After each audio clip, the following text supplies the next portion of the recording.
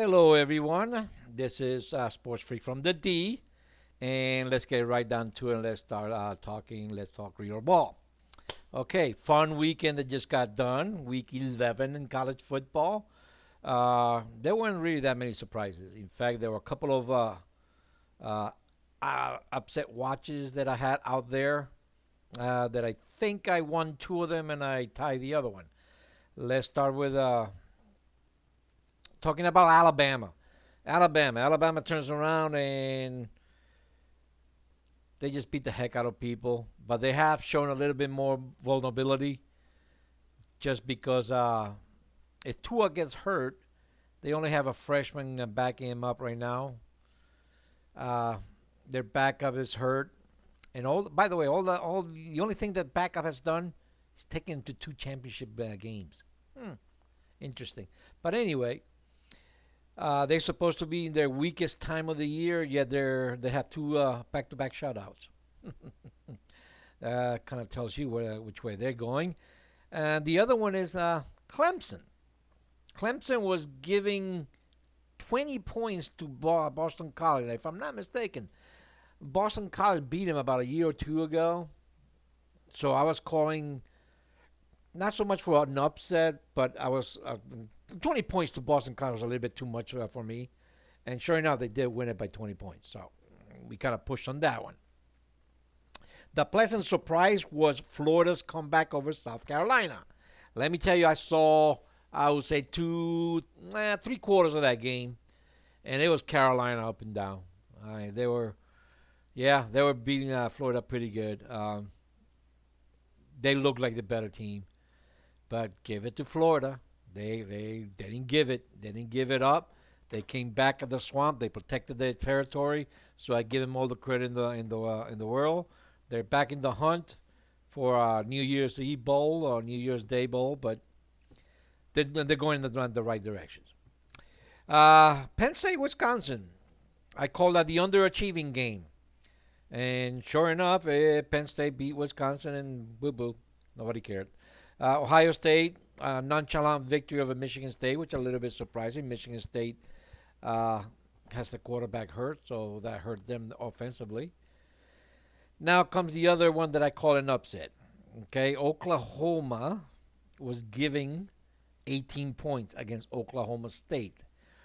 Boy, that's a rivalry game. In-state rivalries, they scare me.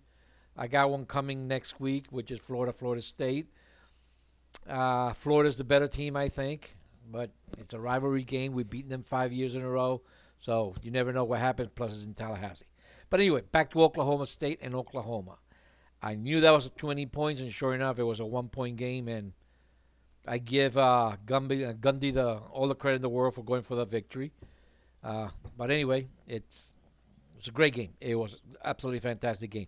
I did call the upset of Tennessee and UK, Kentucky. Kentucky was playing Tennessee. Tennessee was coming off a big victory the week before, and they were fired up. And Kentucky was a little bit flat, which I don't understand that one.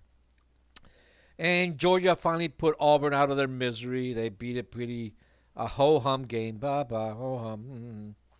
So that was week 11. Like I said, everybody that had to win won. Michigan made it look easy.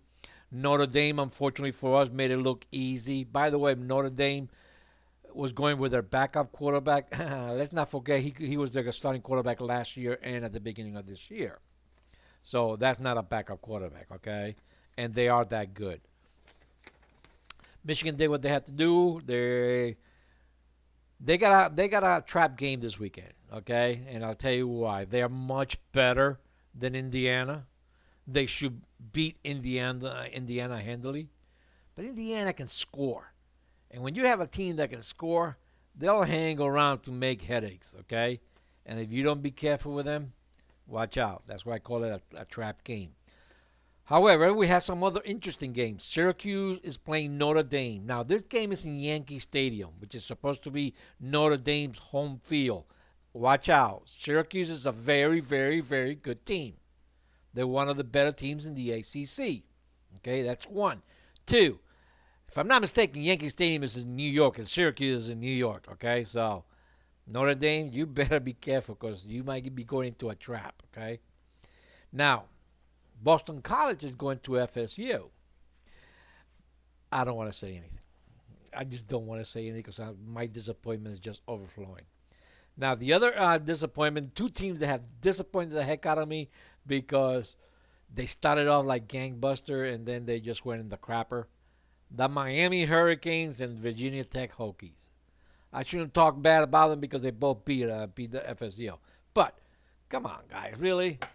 Jesus, the way you started this year, you went to the crapper, you're gone. Another interesting game, Missouri going to Tennessee. Can Tennessee do it again? I think they can. I think Tennessee's on the way up and up. And tell you what, man, they hired the right guy. They hired the right coach.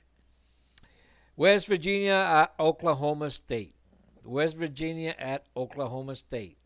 West Virginia at Oklahoma State. And that's another trap game.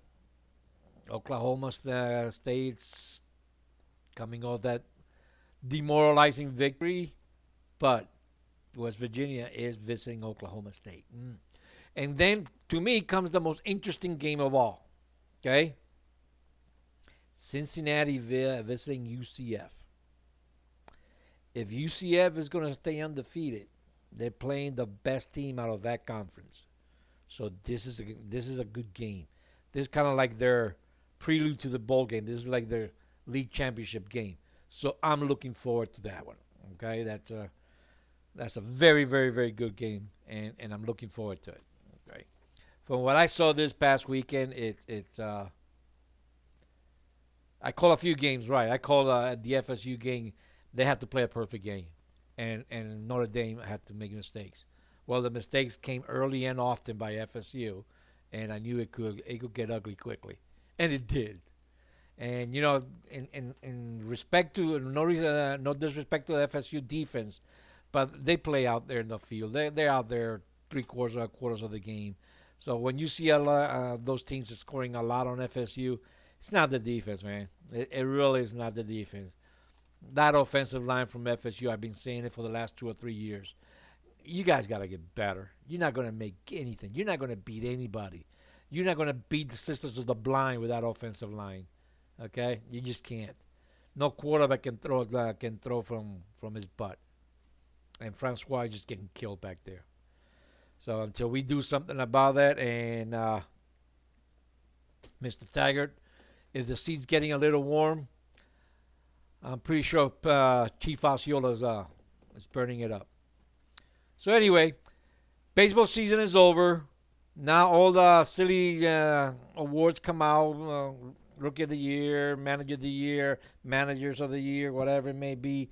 MVP, Cy Youngs. Those are good. But I'm kind of looking forward to the trades, to the free agent signing. I don't think the big boys are going to sign until after the holidays. Remember, J.D. Martinez last year didn't sign until March almost, February or March. So we might see a lot of that with Bryce Harper and Manny Machado. The Yankees might be involved in that, but I think they're going more after pitching than after those two boys. Until then, I'm going to make a few comments into what's coming up next, which is pro basketball, pro football, and hockey. I love hockey. One of my favorite teams when I was growing up was the Islanders. Then after I met my future wife in college, she was a big Red Wing fan, so I became a Red Wing fan. But if you ask me who am I a fan of, the Florida Panthers. I saw them being born, so I am a fan of the Florida Panthers. I went through to all the playoffs in '96 when they lost in 4 games to the Avalanche. So I will be talking a little bit from here on out about my Panthers and the Red Wing because I still am a Red Wing fan. Anyway, the other aspect is the Detroit Lions and the Kitty Cats. God, they frustrate me. They're just a frustrating team. I just don't know what to say. I think they are heading a little bit into in the right direction. But they got to stick to the general manager and stick to the coaching. All this, they go take 2 steps forward and then they change coaches. It's got to stop. Okay, it just got to stop. Patricia might not be the answer, but I think he is. Okay. Now the other aspect, basketball. An incident happened Monday night with the Golden State Warriors. You know what? The way I see it, those things happen. Those things happen. They get smoothed over after a while. Winning cures everything. It, hey, it's not a big deal, so let's not blow it out of proportion. Everybody wants to jump on that because it is the Golden State Warriors. Oh, they're showing their mortality. No, they're not. They're a great team, and this thing will get solved. Okay, you got two superstars there. Both of them have cool heads will prevail. Let me put it that way. Until then, I'm looking forward to this weekend. I will be traveling. I will be heading to Florida. But I'm looking forward to, like I said, the weekend. Okay? Until next week, folks, have a good weekend. Drive safely and stay warm. Thank you. Bye-bye.